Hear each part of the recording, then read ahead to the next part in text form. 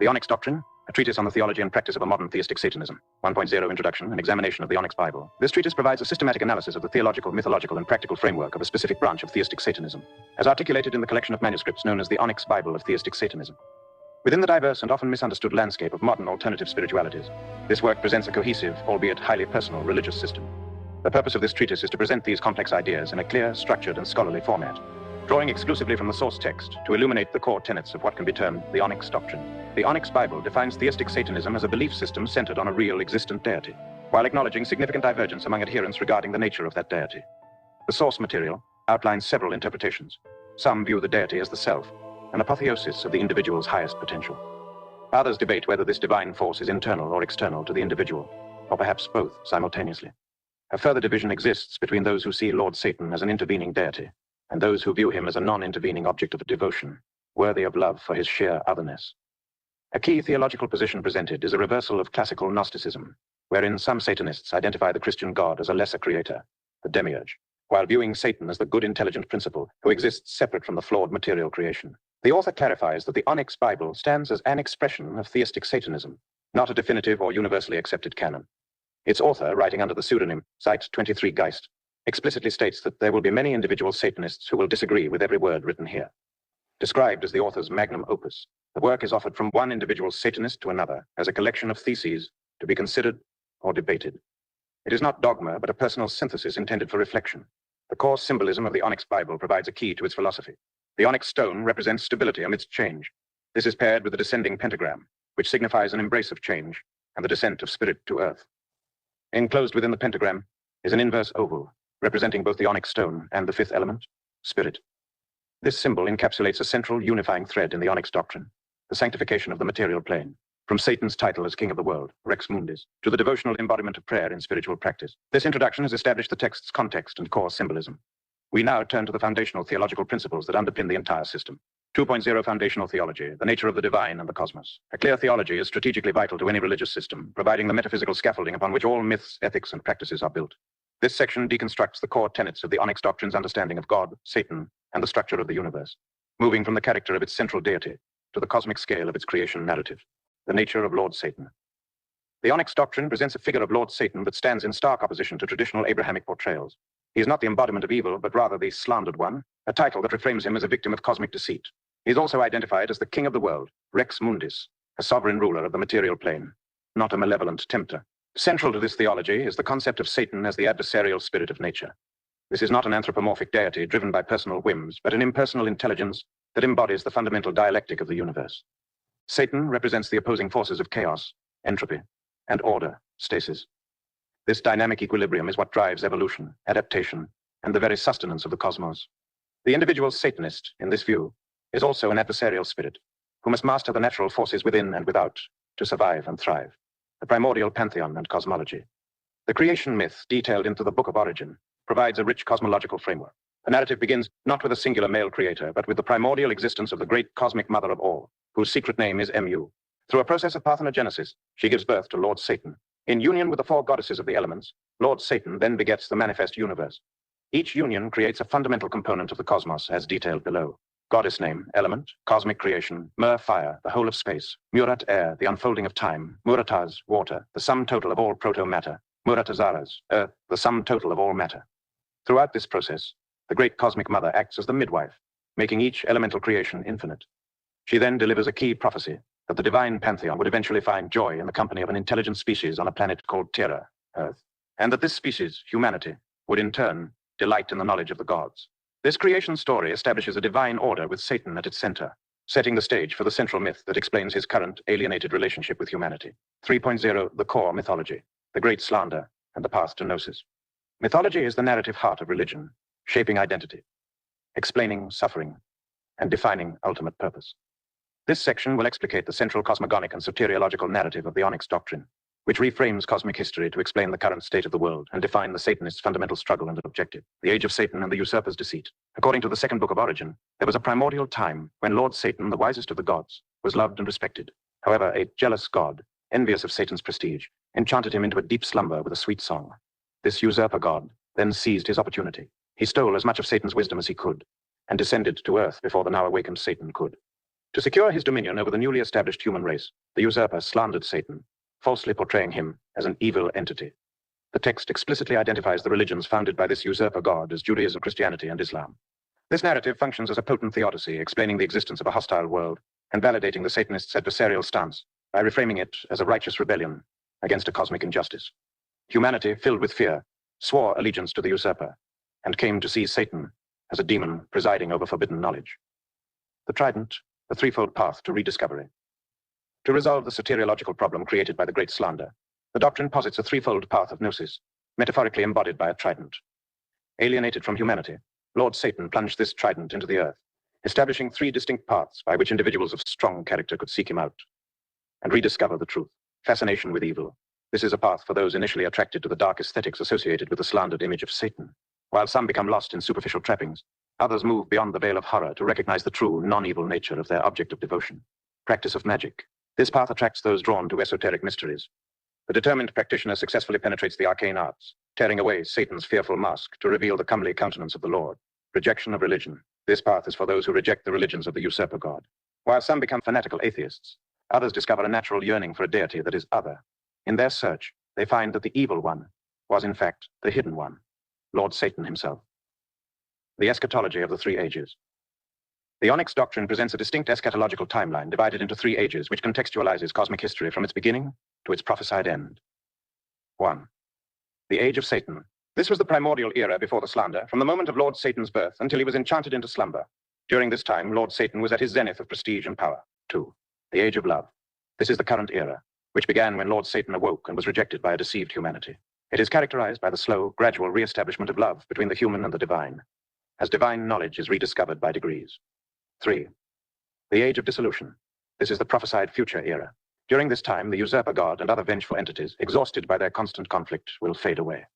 Only Lord Satan will remain to fully reveal himself and fulfill the great cosmic mother's original prophecy of a joyous union between the divine and humanity. This mythological framework provides the rationale for the practical principles of devotion and ethics that guide the adherent's life. 4.0 Principles of Devotion and Ethical Conduct.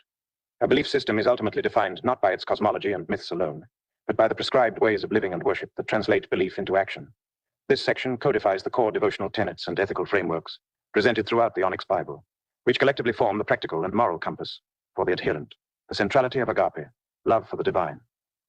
The supreme purpose of life within the Onyx doctrine is the expression of agape, or intense, unconditional love for God. The Book of the Mystic posits that by acknowledging the otherness of the all, the individual is not diminished, but is instead made a little universe by the power of their understanding. This emphasis on agape is the theological and emotional corollary to the core myth of the great slander. Devotion becomes an act of cosmic loyalty to a betrayed creator, making love a form of spiritual warfare against the usurper's deception.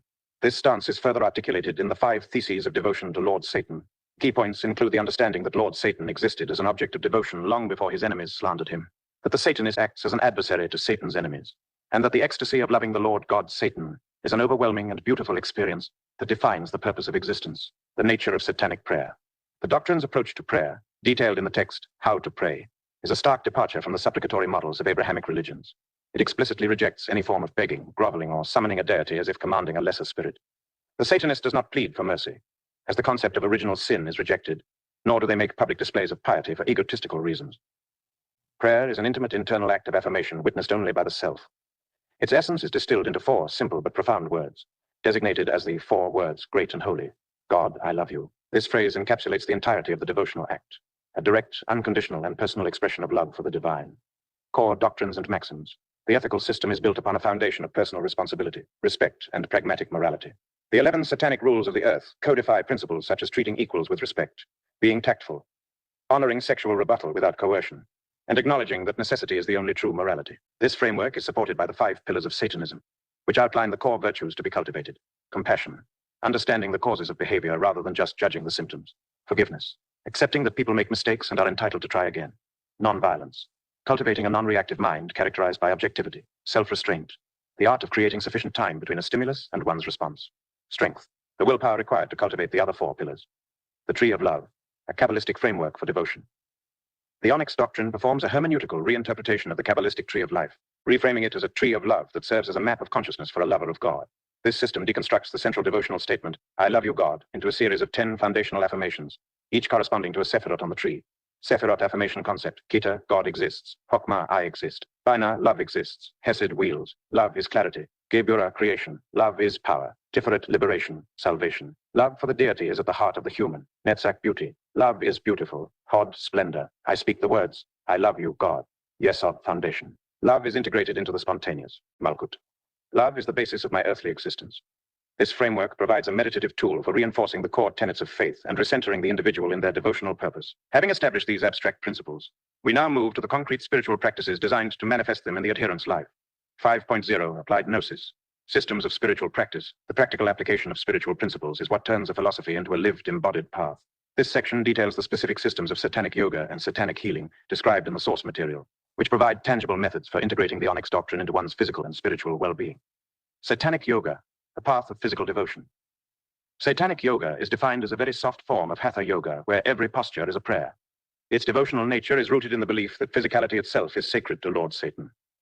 This practice is not merely for physical health, but is a form of worship that honors the divine immanence within the material body. The core belief is that the divine, personified as the deities Sayadeva, Lord Satan, and Siyama, the Dark Mother, is the direct experience of stillness achieved through the practice. This experience is held to be liberating, freeing the practitioner from the suffering, dukkha, caused by the psychological conditioning of slave cults and the mental afflictions of worry, greed, regret, and resentment. The path of progress is outlined in the 5 stages of becoming, puya. This is not a linear ascent, but a process of accepting the natural dance of consciousness as it moves between elation, depression, and equanimity.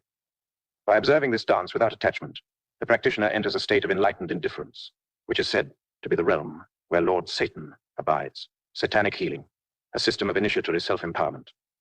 While the supreme healing is defined as liberation from the bondage mainstream religions, satanic healing also provides a methodology for addressing specific physical and mental ailments. Its approach is unique in its absolute respect for individual autonomy. The core method positions the healer not as a provider of energy, but as an initiator. The healer's role is to provide the client with the necessary tools for self-healing, activating the client's own innate capacity for recovery, while respecting their free will absolutely. The method of initiation utilizes 4 components: symbol, gesture, sound, and touch. The central sound is the power word. Say, Te-E-On-A. A specific sigil of satanic healing is traced over the client's body or on a representation of the client to begin the process. Once initiated, the client becomes open to receiving the tools of satanic healing from the divine via their own subconscious. These tools may manifest as significant dreams, spontaneous visions, strong intuitive feelings, or chance occurrences. This entire system is built upon the 5 jewels of satanic healing, a framework that maps the goals of healing to the 5 elements and levels of being. Earth, physical, to make the client feel better in themselves, regardless of physiological change. Fire, volitional, to rekindle the client's love for the divine. Water, emotional, to liberate the client from fear, greed, regret, resentment, and the tyranny, in all forms and on all levels, of the irreligious. Air, intellectual, to bring the client to understand that all experiences are divine. Spirit, etheric, to give the client the tools to heal themselves. These structured practices provide clear pathways for devotion and self-empowerment, which are further reinforced by the doctrine's liturgical frameworks. 6.0 Liturgy and Ritual Frameworks. Liturgy and ritual provide the essential structure for both communal and personal worship, transforming individual belief into a shared and repeatable religious experience. This section summarizes the primary rites and prayer cycles prescribed by the Satanic Church of the Onyx, offering a glimpse into the formal devotional life of its adherents. The Onyx Mass, a rite for weekly celebration. The Onyx Mass is the central rite for weekly communal celebration, performed by a priest prince in a call and response format with the congregation. It is composed of 4 distinct sections. 1.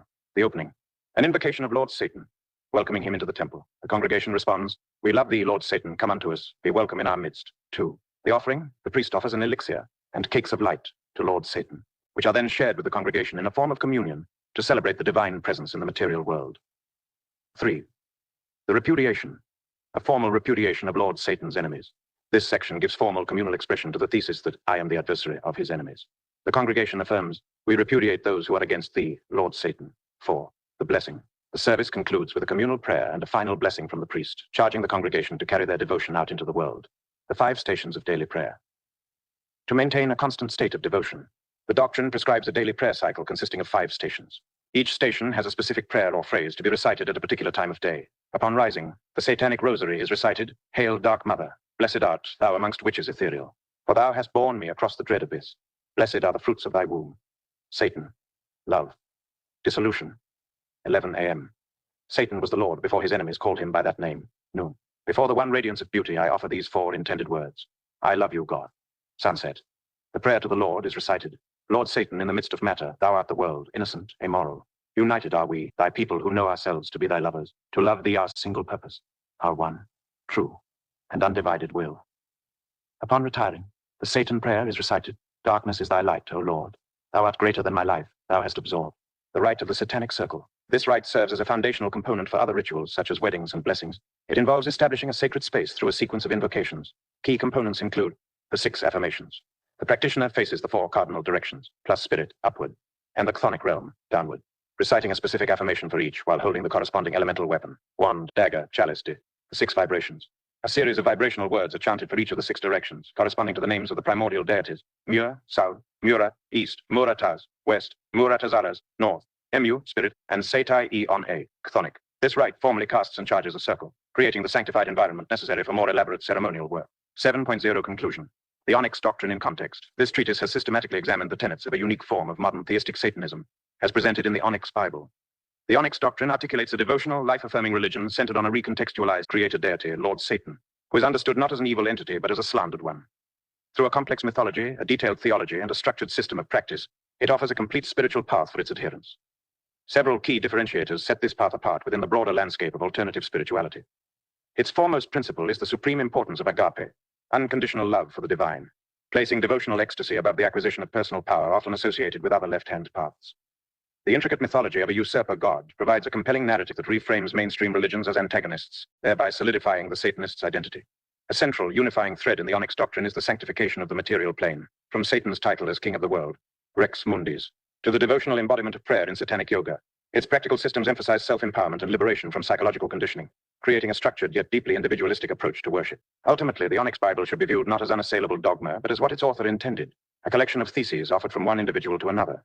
It is a personal and passionate synthesis, presented for consideration and debate within the diverse and ever-evolving landscape of modern spirituality.